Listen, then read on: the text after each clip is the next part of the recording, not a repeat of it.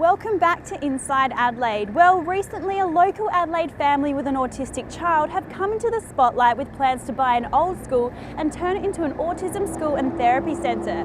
They said they are frustrated with the lack of support they receive from the government in terms of their child's education.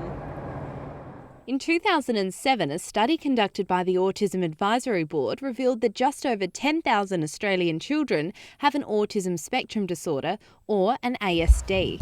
The disorder is characterised by abnormal social interaction and communication skills, restricted interests, and highly repetitive behaviour. Daryl and Racina know all about the challenges facing the parents of autistic children. Their son Vincent has a severe form of the disorder. He was first diagnosed at just after the age of 2. We sort of had our suspicions at about the 18 to 20 month age. Vincent is currently placed in a special unit at their local primary school. They generally do most of their lessons inside the special unit, and they integrate into some of the other classes for other lessons like PE and art and things like that. So the school has been really good up to this stage, but the only problem is that this is last year. So the special unit only goes from reception to the end of year 3. Places in special units are very limited, and parents often don't have a lot of say when choosing where to send their child, as there simply just isn't much choice. This currently vacant school on Dawes Road caught the eye of Daryl, who now wants to turn it into a specialised autism school. It's very inexpensive compared to what would happen if we had to start a school, or for that matter, DEX. We can automatically have 80 new places in the system and solve a lot of problems for DEX. So we can do that. And not only that, we can provide the clinic, the outreach, we can do the occupational therapy, we can even have a function centre where we can actually invite overseas people to come and do training for service providers. There is no therapy in the schools. There is no occupational therapy directly with Vincent, no speech therapy directly with him. Although he really needs it, that's not provided in the school. So it has to be provided by us out of our own pocket. Over the last 7 years since he was diagnosed, we've spent over $100,000. The state government currently promotes integration for children with an ASD and invests more than $200 million a year to support students with disabilities.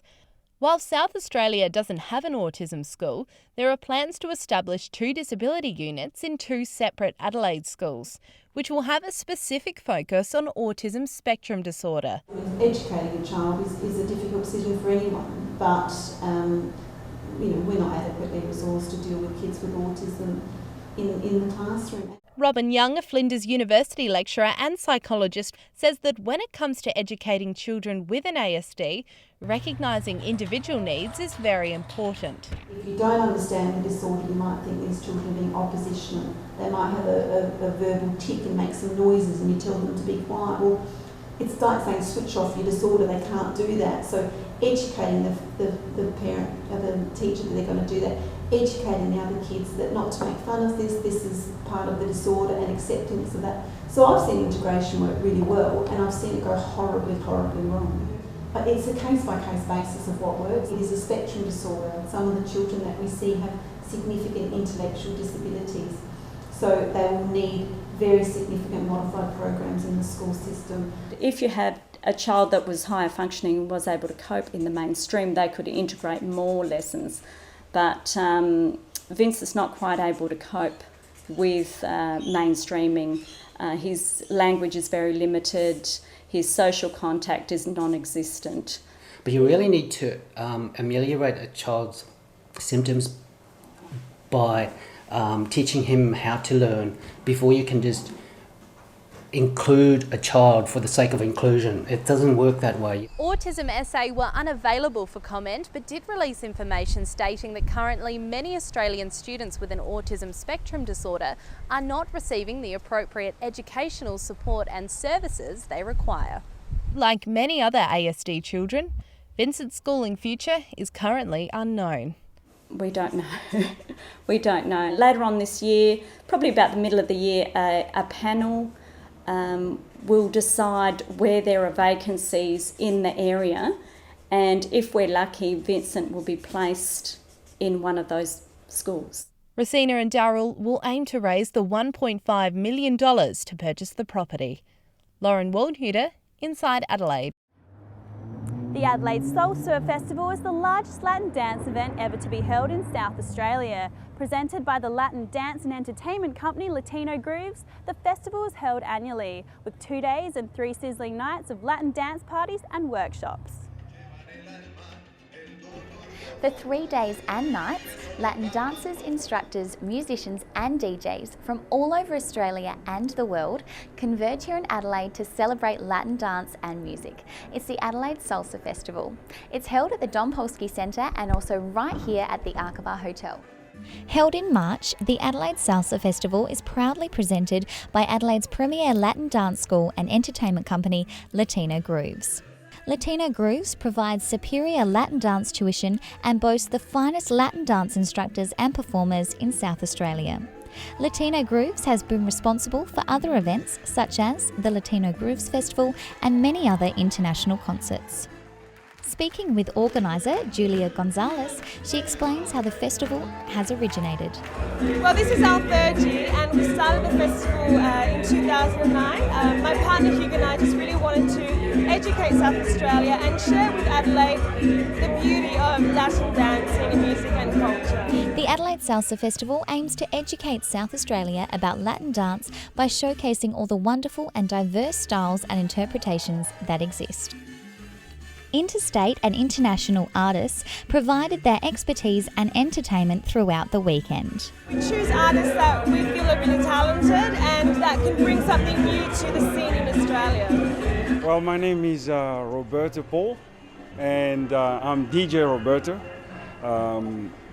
My involvement with the Adelaide Latin Festival have been 2 years in a row, even though this is the 3rd one. And I teach, I dance, so it's been pretty good throughout the whole weekend. And I'm also, I guess I can say, the current on tour Mambo Salsa champion at the moment. This is the 3rd year for the festival and it's proving to be a success. Well, we started off pretty small and intimate and it's just been getting bigger and better. Next year I think we're going to continue to grow. Drawing in crowds from all age groups and nationalities, it's easy to see that Latin dance and music has passionate followers. I'm Latin American, I was born in Chile, so I've grown up with the music and the culture. My partner's Colombian and we're so passionate about the music, and if you hear it, it's infectious, it's exciting, and dancing is just such a great hobby to have. It's something that is completely part of my life, and the fact that I can do it for work, I feel very, very lucky. This year they're starting a new tradition, the annual Adelaide Salsa Festival Jack and Jill competition. Partners are randomly selected on the night. Names are drawn out of a hat, the DJ plays a random song and off they go. The competition tests the competitors' social dancing skills, timing, musicality, ability to connect with their partner and overall X factor. The competition is judged by a panel of national and international dancers as well as the crowd, with trophies and cash prizes on offer. If you've never tried Latin dancing or you don't know what it's about, get involved, find your local school, get dancing, hit the dance floor, you won't regret it. Joanna Robson, Inside Adelaide. Don't go away because after the break we'll have an SANFL preview.